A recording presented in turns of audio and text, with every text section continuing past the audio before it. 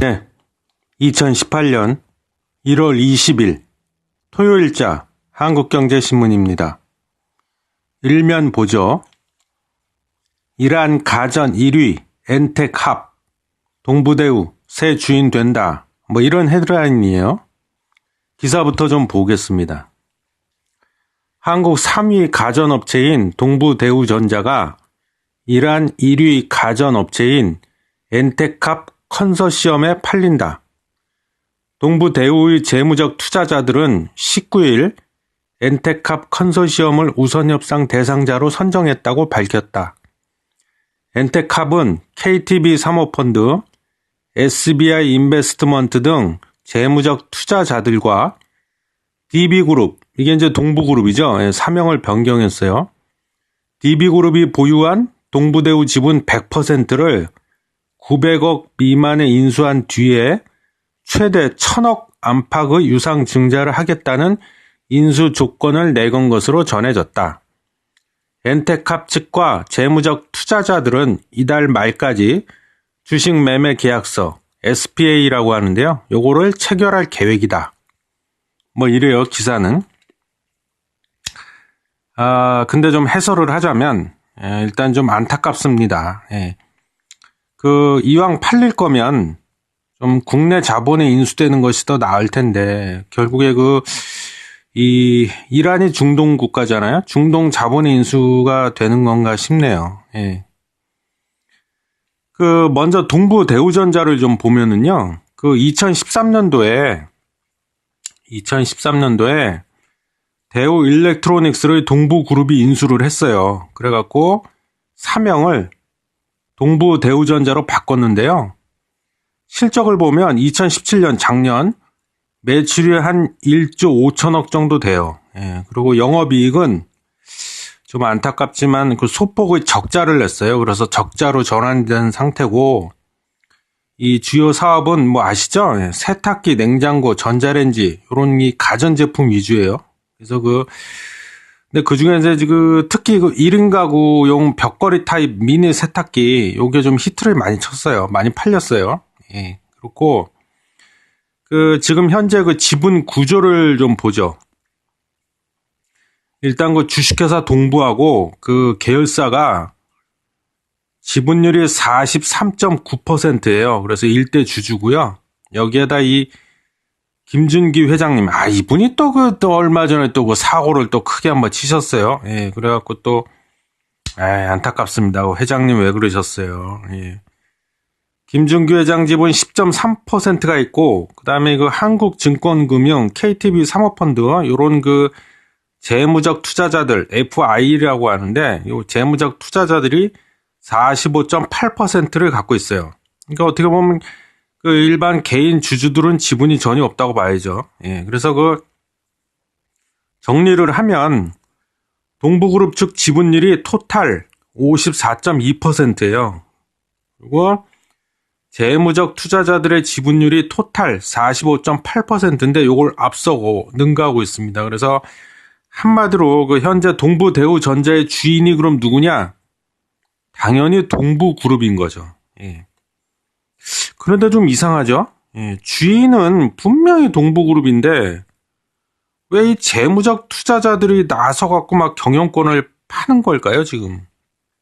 주인은 따로 있는데 또 왜 주인은 가만히만 있는 걸까요? 좀 이상하죠? 비유를 하자면 마치 임차인이 집주인 행사하면서 몰래 집을 팔아버리려고 하는 걸까요, 과연? 좀 극단적인 비유기는 하지만, 좀 더 속사정을 보면, 아까 그랬잖아요. 동부그룹이 2013년도에 2,700억을 들여갖고 대우 일렉트로닉스를 인수했다고. 근데 2,700억을 어떻게 마련했냐면, 요게 이제 인수 자금인데, 이 2,700억 전부 다 동부 돈이 아니었어요. 그래서 당시에 당시 2013년도에 동부그룹이 자금력이 좀 딸렸어요. 그래가지고 재무적 투자자들을 끌어들여 갖고 인수를 한 겁니다. 그래서 동시에 그리고 이때 재무적 투자자들하고 계약을 맺었는데 계약 내용이 뭐냐면 동부대우전자가 앞으로 순 자산이 1,800억 미만으로 떨어지면 경영권을 매각할 수 있다. 뭐 이런 계약을 맺었어요. 예? 맺었는데 요거 때문에 그렇게 됐다는 거예요. 근데 안타깝게도 그 동부대우전자가 순자산이 2016년도 말 기준으로 봤을 때 1,600억까지 떨어져 버렸어요. 그러니까 이제 계약대로 재무적 투자자들은 작년 2017년부터 경영권 매각을 추진해 왔던 겁니다. 이게 이 동부 입장에서 봤을 때는 일종의 그 뭐랄까 독소 조항 뭐 이런 게 됐을 거예요 아마. 근데 실제로도 보면은요, 보통 보면 M&A 할 때 인수 주체가 100% 자기 돈으로만 인수하는 경우는 거의 없습니다. 그거는 왜 그러냐면 이제 돈이 부족해서 그런 경우도 있지만 뭐 여러 가지 다른 이유 때문에 그런 경우도 많아요. 그래서 인수금융을 보통은 이용하든지, 그러니까 인수금융이 뭐냐면 말이 좀 어렵죠. 인수금융. 뭐 증권사나 이런 데로부터 이제 그 내가 어떤 기업을 인수하겠다 M&A 할 때 돈을 빌려오는 겁니다. 그걸 이제 인수금융이라고 하는데 요거를 이용해서 M&A 하든지 아니면 뭐 이 동부대우전자 사례처럼 재무적 혹은 전략적 투자자들, 그래서 보통 이제 좀 어려운데 재무적 투자자들은 FI라고 부르고요. 전략적 투자자들은 SI라고 합니다. 그래서 그 재무적 투자자들은 뭐냐면 일단은 그냥 쉽게 말씀드리면 경영권 자체는 별 관심이 없어요. 그래갖고 말 그대로 재무적인 투자자다. 그래서 투자자이긴 한데 어떤 여기서 이거를 내가 이 투자를 해가지고 여기서 이득, 금전적 이득을 보기 위한 게 목적이에요. 재무적 투자자들은. 반면에 전략적 투자자들은 뭐냐면 내가 지금 현재 벌이고 있는 그 사업 과 어떤 연관성이 있어가지고 인수하려는 기업이, 그래서 내가 이 기업을 인수해갖고 내가 지금 벌이고 있는 사업에 있어서 뭔가 좀 더 큰 시너지 효과를 일으키겠다. 그래서 이제 투자하는 그 경우를 전략적 투자자라고 부릅니다. SI. 그래서 이런 재무적 혹은 전략적 투자자들을 끌어들여서 M&A 하는 경우가 대부분이에요. 근데 이 인수금융을 이용하거나 재무적 혹은 전략적 투자자들을 끌어들일 경우 다 그런 건 아닌데 이 가끔 가다가 이게 나중에 인수하고 난 다음에 경영권에 문제를 일으키는 경우가 좀 종종 있습니다. 그래서 사실 가장 좋은 거는, 가장 바람직한 거는 100% 자기 돈으로 인수하는 거죠. 사실은 그게 가장 이상적이죠. 근데 뭐 현실이 그렇게 또 따라주지 않는 경우가 많다 보니까 이런 방법들을 많이 써요. 그래서 동부대우전자도 그랬다. 재무적 투자자들을 끌어들였다. 근데 이 동부대우전자 같은 경우는 아직 한 가지 변수가 좀 남아있기는 해요. 이 매각에 있어서. 뭐냐면 변수가 동부그룹이 우선 매수권을 갖고 있습니다. 지금 현재. 우선 매수권이란 게 뭐냐면 자산을 일단 팔았어요. 팔았는데 나중에 그 자산을 제3자에게 또 다른 누군가에게 다시 또 팔려고 할 때 1순위로 되서올 수 있는 권리를 말합니다. 그러니까 내가 이거를 지금 현재 여러 가지 이유로 인해서 팔았지만, 이 지분을 팔았지만, 지분도 자산이잖아요? 팔았지만 나중에 요거를 제3자에게 또 이 지분을 다시 팔 경우에 1순위로 내가 다시 되사올 수 있는 권리, 되찾아오는 거죠. 그걸 말합니다. 우선 매수권. 그래서 동부그룹이 우선 매수권을 갖고 있는데 이 우선 매수권은 매수권, 권리잖아요. 권리라는 거는 내가 행사해도 그만, 행사 안 해도 그만. 내 마음이야. 그래서 만약에 동부그룹이 이 우선 매수권이라고 하는 권리를 앞으로 행사를 하게 되면 되사오는 거니까 동부그룹이 외국 자본에 팔리는 일은 당연히 없겠죠.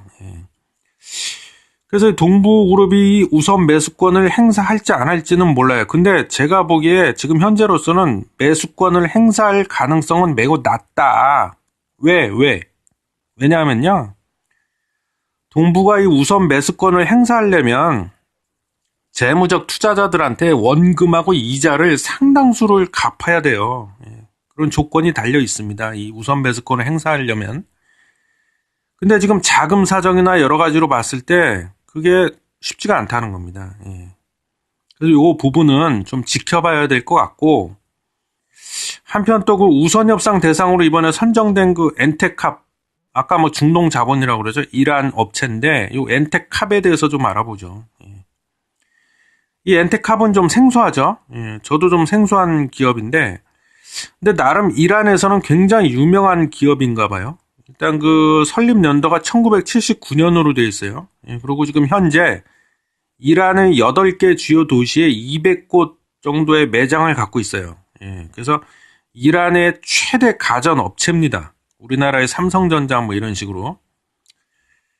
그리고 또 이게 제가 좀 과거를 살펴봤더니 이번에 그 우선 협상자 대상으로 선정이 됐다고 하는데 이번이 처음이 아니더라고요. 두 번째예요. 그래서 그 과거 2010년도에도 엔테캅이 그 우선 협상 대상자로 선정이 됐는데 우선 협상 대상자로 선정이 되면 보통 뭘 먼저 하냐면 기업 실사를 합니다. 그래서 이 실사를 거치고 나서 정식으로 인수 의향서는 그 보통 뭐 LOI라고도 하는데 그거를 제출을 해요. 그래서 이제 실사를 끝내고 괜찮다. 내가 인수할게. 어떻게 보면 이제 확정을 짓는다고 보는 거죠. 그래서 근데 그 당시에 2010년도에 엔테캅이 동부대우전자 기업 실사를 하고 나서 최종 인수 안 할래, 나 안 할래, 인수 안 할래 이렇게 돼버린 거죠. 그래서 인수를 포기를 했던 이력이 한 번 있어요. 그래서 요번에는 진짜로 인수할지 안 할지 모르는데 글쎄요. 제가 봤을 때 만약에 동부그룹이 우선 매수권을 행사하지 않는다 그러면 엔테캅이 인수를 할 가능성이 높을 것 같아요. 이번에는. 그래서 참고로 또 엔테캅이 우리나라 현재 그 기업에 관심이 좀 많은 것 같아요. 이 엔테캅이 보니까. 그 예로 보면 2017년도 작년도에 편의점 CU 아시죠? BGF 리테일이 운영하고 있는 그 편의점 CU. 거기하고 프랜차이즈 계약을 맺어갖고 이란에다 편의점을 실제로 열었어요. 근데 지금 현재는 반응이 좋다고 해요. 그래서 일단 지금 뭐 진행 상황이 이 정도인데 어쨌든 그 결과적으로 이번에 그 M&A는 제가 보기에 앞으로 좀 추이를 봐야 될 것 같아요. 두 가지죠. 관건은 동부그룹이 아까 말했던 우선 매수권을 행사해서 되찾아올지 아니면 그냥 그걸 포기하고 엔테캅이 실사를 거쳐갖고 이번에는 최종 인수를 하게 될지. 근데 만약에 아까도 말했지만 이란이 정말 최종 인수로 결론이 나면 좀 찝찝하네요. 외국 자본에 팔리는 거잖아요. 참고로 엔테캅도 컨소시엄을 구성을 했어요.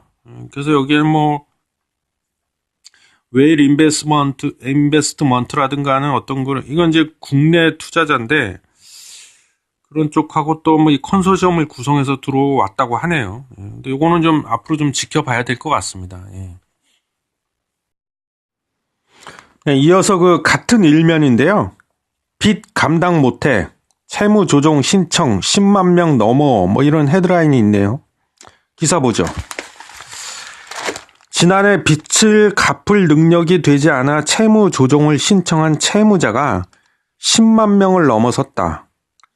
채무조정 신청이 10만 명을 넘어선 것은 금융위기 이듬해인 2009년 이후 8년 만이다. 19일 신용회복위원회에 따르면 지난해 채무조정 신청자는 10만 3,277명으로 2016년보다 7.2% 증가했다. 지난해 채무조정 신청자는 2009년과 비교를 해봐도 1.5% 많은 수준이다. 많이 늘었나 봐요. 채무조정은 상환 능력이 부족한 채무자에게 채무 감면, 상환 기간 연장 등을 통해 상환 부담을 덜어주는 제도다. 신청자 중에서 86.3%가량인 8만 908명이 채무조정 대상으로 확정됐다. 여기까지만 일단 읽어보고요. 안타깝습니다. 좋은 소식이 아니네요. 일단 그 채무조정 제도가 뭔가 하고 좀 살펴보면은요. 채무조정 제도는 개인 워크아웃과 프리 워크아웃 이 두 가지가 있습니다. 두 가지가 있는데 일단 개인 워크아웃을 먼저 보면 요거는 이제 그 연체 기간이 90일 그러니까 석 달 3개월 이상인 채무자의 경우에 한해서 이자 모두를 감면해주는 제도입니다. 요게 개인 워크아웃이고 기업들도 워크아웃 하잖아요. 그걸 이제 개인한테 적용을 시켰다고 봐야겠죠. 프리 워크아웃은 이건 또 뭐냐면 연체 기간이 요거는 31일 이상 90일 미만. 그러니까 한 달 이상 약 3개월 미만 요런 이제 채무자를 대상으로 하는데 요거는 이제 상환 기간을 연장을 해줘요. 연장을 해주고 금리를 깎아주는 겁니다. 그러니까 이 개인 워크아웃하고는 좀 다르죠. 개인 워크아웃은 이자 모두를 다 그냥 탕감해 주는 거고 프리 워크아웃은 이자율, 금리를 좀 깎아주는 거죠. 그러니까 이왕이면 개인 입장에서 봤을 땐 개인 워크아웃이 더 낫겠네요. 예. 어쨌든 뭐 좋은 소식이 아니에요. 근데 뭐 요거 그냥 간단히만 하겠습니다. 그냥. 예. 제가 보기에는 이 당분간 채무 조정 신청 건수는 아마 계속 늘어날 것으로 보입니다. 안타깝지만. 왜 그러냐면 최저임금 인상 때문인 것 같아요. 지금 뭐 최저임금 뭐 일자리가 없다고 그러잖아요, 지금. 예. 안타깝습니다. 예. 네, 이어서 그 A2면인데요. 홍장표, 사람 더 쓰시라, 식당 주인, 그러면 남는 게 없다. 뭐 이런 헤드라인이에요. 홍장표가 누구죠? 청와대 경제수석 맡고 계신 분이시죠? 기사 잠깐 읽어보겠습니다. 요즘에 뭐 이 현장 점검한다고, 그죠? 뭐 장하성 정책실장 그분도 뭐 현장을 많이 다니고, 이 홍장표 경제수석 이분도 많이 다니나 봐요. 기사 보면 그래서 이 홍장표 이 경제수석 이분이 이제 그 식당을 좀 방문해 봤나 봐요. 좀 현장이 어떤가 좀 점검하는 차원에서. 그래서 이 식당에 갔는데 이제 웃으면 안 되는데 하여튼 그 기사 보면 A 씨는 요즘 젊은이들이 쌀밥을 선호하지 않아 식당에 오지를 않는다는 얘기도 꺼냈다. 그러니까 이제 농림축산식품부 장관님이랑 같이 가셨나 봐요. 그때 장관분께서 농식품부가 젊은이들이 쌀밥을 먹도록 만들겠다면서 정부는 카드 수수료도 낮추고 임대료 인상 상한선을 현재 9%에서 5%까지 끌어내리는 등 집중적으로 지원할 예정이에요 하고 설명을 하셨나 봐요. 그러니까 이제 식당 주인분께서 이제 그래도 별로 이렇게 달갑진 않지만 그래도 두 분이나 높으신 분이 오시니까 뭐라도 대접하려고 그 테이블에다 이제 파전 같은 이런 먹을거리를 차려 주셨나 봐요. 식당 주인분께서 고맙게도. 그러면서 이제 홍수성님한테 이 식당 주인 사장님께서 좀 드세요 뭐 하셨나 봐요. 그러니까 이제 홍장표 수석님께서 그럼 맛이나 볼까 하고 이제 젓가락을 들어가고 이렇게 먹으려고 하는데 옆에서 식당 주인분께서 이제 계속 우는 소리를 하셨나 봐요. 예. 제가요 아침 9시에 나와갖고 새벽 1-2시까지 계속 졸라 일하고 있어요. 예. 사람 더 쓰고 싶지만 인건비 올라서 너무 힘드네요. 이러면서 이제 주저리 계속 넋두리를 하셨나 봐요. 그러니까 이제 이 홍수성님께서 그러시면 그 파트타이머라도 좀 더 쓰시죠. 이렇게 얘기했더니 그러면 남는 게 없어요. 마음 같아선 점심 장사는 접어버리고 그냥 저녁 장사만 하고 싶어요. 막 이렇게 이제 울먹이면서 말씀하셨나 봐요. 그랬더니 이제 그 홍수성님께서 파전 하나 드시려고 이렇게 젓가락 들었다가 속으로 그러셨나 봐요. 이거 먹으란 얘기야, 먹지 말란 얘기야 이거 막 그러다가 먹으면 취할 것 같으니까 그냥 젓가락을 슬며시 내려놓으셨다는. 그리고 식당을 조용히 빠져나가셨대요. 뭐 이런 기사가 있는데 제가 좀 웃었지만 웃을 일이 아니죠. 그죠? 저는 이런 거 보니까 또 우스갯소리, 웃으면 안 되는데 자꾸 얘기하는데 우스갯소리 하자면 비유를 하자면 제가 비유를 잘하잖아요. 그런 것 같아. 뭐 우스갯소리 중에 그런 거 있잖아요. 뭐 어떤 기업의 그 회사의 사장님께서 야 오늘 회식 그래갖고 정말이야 와 하고 이제 뭐 중국집을 갔는데 마음대로들 먹어 마음대로 먹고 싶은 거 팍팍 먹어 돈 신경 쓰지 마 그래갖고 나는 짜장면 뭐 이랬다는 그죠? 이 적절한 비유인지 모르겠지만 갑자기 그게 생각이 나네 그 우스갯소리가. 뭐 하여튼 그렇습니다. 그래서 왜 그러셨어요? 근데 수석님 말씀하셔갖고 본전도 못 건지시고 얼마 전에 또 그 장하성 이번에 그냥 똑똑하신 분인데 그죠? 옥스퍼드 대학인가 캠브리지 대학교 그 유학까지 갔다 오시고 박사 출신으로 알고 있는데 그 장하성 실장님께서도 그 현장 방문을 가셨다가 최저임금 올라갔고 많이 좋으시겠어요? 그랬더니 똥 씹은 얼굴을 하시면서 그 종업원 분께서 장사가 잘 돼야 월급 올라도 내가 떳떳하게 받고 기분이 좋은 거죠. 이렇게 쏴붙였다는. 그래갖고 또 이 실장님께서 머쓱해지셨다는 그런 일화도 얼마 전에 기사에서 본 것 같은데, 하여튼 그렇습니다. 예, 그래서 지금 뭐하러 가셨어요, 거기는. 그래갖고 지금 이 최저임금 인상안에 대해서 이제 자꾸 현장에서 이런 불만의 목소리가 나오고 이제 부작용이 나오고 생각한 것만큼 효과가 별로 없다. 아직 효과가 안 나오고 있으니까 여러 가지 지금 막 보완 대책을 내놓고 있죠. 일자리 안정기금 이런 것도 막 갖다 쓰시라고 막 그러고. 예. 근데 그것도 보니까는 모든 업주한테 다 주는 것도 아니더라고요. 보니까 몇 명 미만이어야 되고 고용보험에 다 가입을 해 있어야 되고 그래갖고 꼴랑 한 달에 13만 원인가 19만 원인가 그거 준다고 그러는데 그게 글쎄요 큰 도움이 될까 싶네요. 예. 그래갖고 지금 이게 아닌가 벼 그래갖고 이 정책 당국자분들께서 지금 계속 수정 보완하고 있답니다. 예. 어쨌든 그래갖고 계속 뜯어 고쳐가지고 지금 걸레를 만들어 버리고 있다. 이런 얘기까지 있는데 시행착오 과정이라고 봐야겠죠. 예. 결국에는 시간이 지나면 좋은 쪽으로 생각합시다. 예. 시간이 지나면 이 최저임금 인상발 이 충격이 쇼크가 좀 많이 안정이 되겠죠. 예. 그렇습니다. 그래서 여기 보면 홍수석 식당 주인 냉대에 젓가락 만들었다가 발길 돌려 외식업 중앙회 찾은 여기저기 이렇게 자꾸 다니세요. 이렇게 찾은 홍수석 최저임금 인상이 골목 상권 살릴 것입니다. 이렇게 그러셨다는데 예, 최저임금 관련 기사가 났네요. 예. 자, 그다음에 다음은 A4면인데요. 가상화폐의 거래세 대신 양도세 가닥 이라는 헤드라인입니다. 가상화폐 기사 또 나왔어. 이제 지겹네요. 지겨워. 예.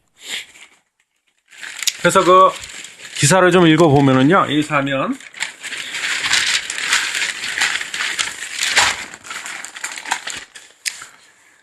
정부가 가상화폐의 거래세 대신 양도소득세를 부과하기로 가닥을 잡았다. 가상화폐를 금융상품으로 인정하지 않기로 한 만큼 현행 증권 거래세 같은 방식의 과세는 어렵다는 판단 때문이다. 양도소득세 부과 역시 거래소 폐쇄 여부가 확정되지 않은 데다가 세원 파악 등 난제가 많아 도입 과정에서 진통이 예상된다. 한국은 현행 소득세법에서 종합소득, 양도소득, 퇴직소득에 대해 과세하고 있다. 가상화폐 매매에 따른 소득은 종합소득 항목인 이자, 배당, 사업, 근로, 연금소득은 물론 기타 소득, 여기서 말한 기타 소득은요, 우리가 어디 가서 강연을 하고 나면은 강연료를 받지 않습니까? 그런 거. 그리고 내가 혹시나 하는 마음에 로또를 샀는데, 당첨이 돼버렸네? 그래서 받은 당첨금. 또 어디 지명수배 내려준 사람을 내가 우연찮게 잡았네? 그래서 현상금을 받았어. 포상금, 이런 거. 이게 이제 기타 소득에 들어가요. 그래서 이런 소득 어디에도 해당하지 않는다는 것이 전문가들의 견해다. 기획재정부는 개인이 계속적으로 가상화폐 채굴을 통해 얻는 소득에만 사업소득을 과세하는 정도의 방안을 검토하고 있는 것으로 알려졌다. 김병일 강남대 세무학과 교수는 개인이 가상화폐를 투자 목적으로 보유해 매각하는 경우에 매각 이익은 양도소득으로 과세하는 것이 바람직하다고 말했다. 이렇게 돼 있는데 기사의 핵심은요. 가상화폐는 금융상품이 아니라 자산이기 때문에 거래세를 부과하지 않고 소득세를 부과한다는 거예요. 요게 이제 핵심인데 근데 얼마 전에 거래소 폐쇄는 아직 여전히 살아있는 옵션이에요. 이렇게 또 윽박지르시더니 왜 거래소 폐쇄시키면 이 세원 추적은 어떻게 하시려고 이러시는지 모르겠네요. 예. 그럼 폐쇄시키지 않겠다는 소리인가요? 이 기사만 놓고 보면? 그러면은야 투자자들이야 땡큐지만 뭔 소리인지 모르겠네요. 예. 근데 일단 만약에 거래소가 폐쇄가 된다면요, 세원 추적이 아마 어려워질 겁니다. 세원 추적. 왜냐하면 이게 폐쇄되면 투자자들이 사방으로 뻘뻘이 흩어져가지고 어둠의 경로로 숨어버릴 수가 있기 때문이에요. 제가 봤을 때. 그래서 이거는 이렇게 폐쇄시켜버리는 것보다는 제가 그동안 누누이 말씀을 드렸지만 차라리 그냥 대형 수조, 대따 큰 수조를 만들어가지고 그 안으로 잉어들이 죄다 모이게 해가지고 관리하는 것이 훨씬 용이할 것이라 이렇게 생각을 저는 개인적으로 해봅니다. 예. 또한 그 과세 기준을 만드는 것도 난제로 보여요. 제가 봤을 때. 과세 기준을 어떻게 만들 거냐. 왜냐하면 이 가상화폐 거래소 이 시장이 주식 시장하고는 다르죠. 뭐가 달라요? 24시간 거래가 일어나고 무엇보다 단타잖아요. 단타. 주로 다 그냥 단타를 치시잖아요. 그래서 단타 매매가 아주 성행하고 있기 때문에 이 시장의 성격이 많이 다르다는 겁니다. 그래서 그 일각에서는 주식 시장처럼 그냥 당해 1월부터 12월까지의 손해와 이익을 합산해가지고 부과하는 것이 마땅하다. 뭐 이런 주장도 나오고 있어요. 근데 어쨌든 이 기사의 분위기로 봐갖고는요, 그 앞서 방송에서도 언급했듯이 거래소 폐쇄는 일어나지 않을 확률이 높은 것으로 보이네요.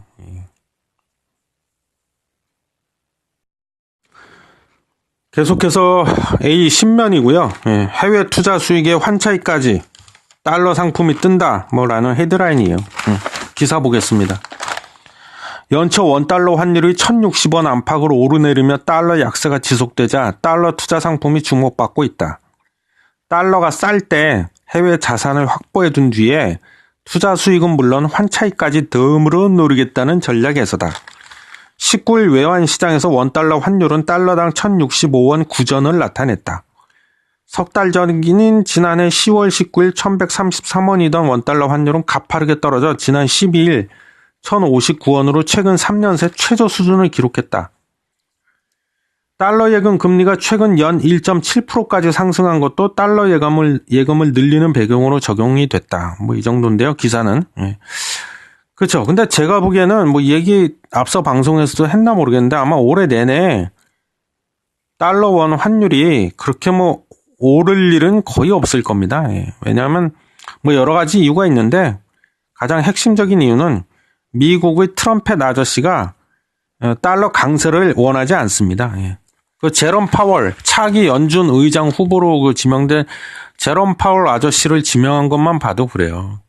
우리가 그런 데서 의미를 읽어낼 줄 알아야 된다는 겁니다. 그 제롬 파월 그분이 그 전에 자넷 앨런이나 뭐 벤 버냉킹 뭐 예전 더 옛날로 거슬러 가면은 그린스펀 의장 이분들처럼 경제학을 정식으로 그 전공한 분이 아니래요. 아니기 때문에 왜 아닌 분을 그 지명을 했을까요? 자기 의도대로 부리기 위해서죠. 경제학을 전공하고 막 박사 학위까지 갖고 있으면 아는 게 많잖아요. 아는 게 많다 보면 말이 많아요. 그래서 그렇지 않나 싶고요. 그래서 여기 보면은요, 뭐 글쎄요, 뭐 일단 제 의견을 말씀드리자면 지금 뭐 그러니까 환율이 지금 떨어져 있잖아요, 많이. 그 말은 바꿔 얘기하면 원화가 강세를 지금 유지하고 있는데 그 말은 우리 그 원화의 가치가 올라가고 반대로 달러의 가치가 떨어져 있다는 얘기인데 이 주식 투자를 비유하자면 주가가 바닥인 거죠. 비유를 하자면 지금 현재 달러 가치가 바닥이라는 얘기죠. 그러니까 달러가 싸다는 얘기야. 그래서 지금 쌀 때 앞으로 오를 거를 기대해서 지금 미리 사두자 이래갖고 달러 예금이 지금 뭐 몰리고 있다. 달러 예금 쪽으로. 뭐 이런 내용의 기사인데 그럼 지금 그 달러를 사두거나 달러 예금에 그 가입을 하는 게 좋냐? 일단 나쁘지는 않다고 봅니다. 저도. 당연하죠. 매매 차익을 얻으려면 쌀 때 사둬서 비쌀 때 파는 게 상식이죠. 저도 뭐 나쁘진 않아요. 지금 뭐 달러 예금 하는 거 좋은데 좀 많이 기다려야 될 거다 그럼. 아까도 말했지만 달러 강세로 가기에는 제가 보기에 시간이 꽤 많이 걸릴 것 같으니까. 그래서 여기 보면 뭐 은행들이 추천하는 달러 투자 상품 및 서비스 그래서 뭐 몇 가지 신한은행, 국민은행, 우리은행, 하나은행 그래갖고 뭐 이렇게 나와 있어요. 뭐 예를 들면 뭐 국민은행 같은 경우는 KBS 모아 펀드 8종을 내놨대요. 그래서 이거는 뭐냐면 이제 달러로 표시된 채권 또는 글로벌 주식 등에다 투자하는 그런 펀드인가 봐요. 뭐 이런 것도 있고 뭐 하나은행에서는 달러 ELS 펀드 그래서 달러 예금 달러 예금보다 높은 연 3, 4% 수익을 기대할 수 있는 상품이다. 뭐 이런 게 있는데, 뭐 그냥 요거는 혹시 관심 있으신 분들은 참고해 보세요. 그래서 그 한국은행 그 통계를 보면 2017년도 작년에 거주자 외화 예금 잔액이 사상 최대치를 기록했네요. 160억 달러 정도. 예.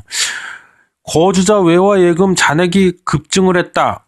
앞으로라도 혹시 이런 기사를 접하시면 뭘 떠올리셔야 돼요? 대다수의 사람들이 앞으로 달러의 가치가 오를 것으로 기대하고 있구나. 달러 가치가 앞으로 오를 거라고 기대하는 사람들의 숫자가 많구나. 이런 걸 의미하는구나 하고 생각하시면 됩니다. 그래서 거기에 동승을 하실지 아니면 뭐 나는 좀 더 기다렸다가 좀 더 추이를 지켜본 후에 가입을 하겠다 이렇게 판단하시든지 하셔야겠죠. 예. 근데 뭐 다시 한번 말씀드리지만 제 개인적인 생각으로는 요 달러 예금에 가입을 지금 만약에 하신다면 좀 많이 기다리셔야 될 것 같다. 이익을 보시려면 그런 생각이 듭니다. 참고하셨으면 좋겠고요. 마지막으로 그 A13면 산업면으로 가보겠습니다. 신성 ENG 공장 자동화 사업 중국에 판다라는 헤드라인인데요. 기사부터 보죠.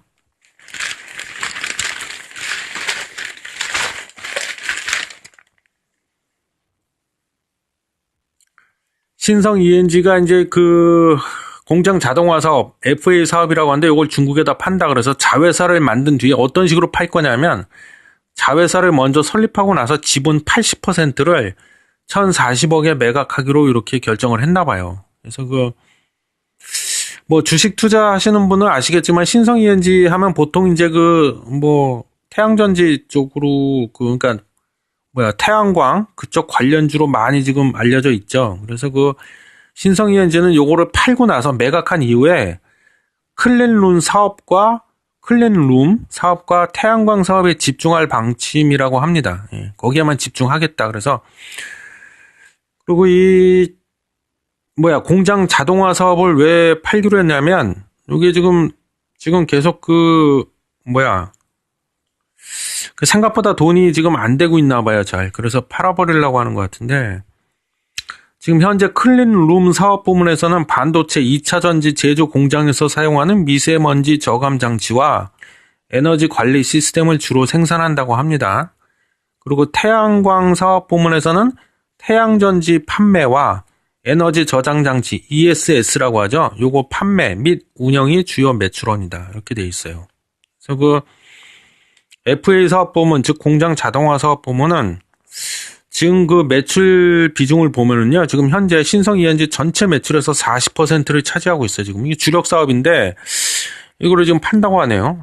좀 더 구체적으로 말씀드리면 반도체, 디스플레이 공장 같은 데서 그 생산 부품을 실어 나르는 물류 이송 장비를 주로 생산해요. 이 공장 자동화 설비라는 게. 그래서 실적을 보면 작년 1분기부터 3분기까지 전체 누적 매출이 7,367억인데 이 중에 한 40%인 2,972억이 이 공장 자동화 부문 매출입니다. 그러니까 40% 정도면 이게 거의 절반이 육박을 하는데 판다고 하네요. 그렇습니다. 그래서 그런 얘기가 나왔는데 하여튼 그럼 중국 누구한테 팔지는 아직 결정이 안 됐나 봐요. 그래서 앞으로 태양광 사업 부문하고 클린룸 사업 부문에만 집중하겠다 이렇게 되는데 참고로 혹시 태양광에 관심 있으신 분들 이 태양광 쪽이 아직 그렇게 큰 돈이 안 되고 있어요. 왜 안 되냐면 특히 핵심 부품이라고 해야 되나? 그게 이제 태양전지하고 ESS인데 태양전지가 요게 조금 좀 그렇다. 뭐냐면 이 광효율이라고 부르는데 효율 이게 굉장히 낮아요. 낮아가지고 예를 들면 뭐 어떻게 설명을 드릴게요. 최대한 쉽게 말씀드려보면 예를 들어서 태양빛을 1시간 동안 이걸 받았다 그러면은 그 1시간 동안에 모듈이나 이런 데를 패널을 통해서 흡수된 태양빛이 있을 거 아니에요? 태양광이. 그거를 100%다 전기로 변환을 해야지를 못하고 있다는 거예요. 그게 이제 효율성이 떨어진다는 거죠. 그래서 광효율이 굉장히 낮아요, 지금. 그래서 이게 활성화가 안 되고 있는데, 뭐, 앞으로 이제 시간이 지나면 기술이 점점 발전을 해가지고, 효율이 점점 올라가긴 하겠죠. 올라가긴 하는데, 제가 보기엔 그렇게 되기까지 시간이 꽤나 걸릴 겁니다, 이게. 기술이란 게 뭐 하루아침에 뭐, 빛의 속도로 뭐 발전할 수가 없기 때문에. 그리고 요즘 그, 길거리 다니시다 보면 그 전단지 많이 보셨을 거예요. 뭐 분양 뭐 관련 그 전단이 많잖아요. 그래서 뭐 태양광으로 돈 버세요 해갖고 또 이렇게 주택 같은 경우에 보면 지붕 옥상에다가 그죠? 태양광 그 시스템을 설치를 해가지고 뭐 그런 것도 많이 눈에 띄고 그 다음에 그 양계장 있지 않습니까? 양계장 그 지붕에다가도 요즘 그걸 많이 설치를 하기는 해요. 하는데 누차 말씀드리지만 그 광 효율이 그닥 좋지가 않기 때문에 큰 돈이 안 되고 있다. 근데 제가 봤을 때 좀 미래의 얘기가 되긴 하겠지만 만약에 광 효율이 막 거의 뭐 80%, 90%까지 기술이 발전을 해서 그렇게 8, 90%까지 만약에 이게 끌어올릴 수 있다고 하면 뭐 여건이 되시는 분들은 개인적으로 이 태양광 시스템을 한번 설치해 보는 것도 좋을 것 같아요. 그래갖고 한국전력공사에다 여기서 발생한 전기를 팔면 되거든요. 예, 그럼 이제 매월 정산이 돼서 한전으로부터 돈이 들어오죠. 예. 근데 아직은 그게 광효율이 떨어져서 큰 돈은 안 된다. 그걸 좀 말씀드리고 싶습니다. 그래서 일단 오늘 그 1월 20일 토요일째 한국경제신문은 요 정도로 마치도록 하겠습니다.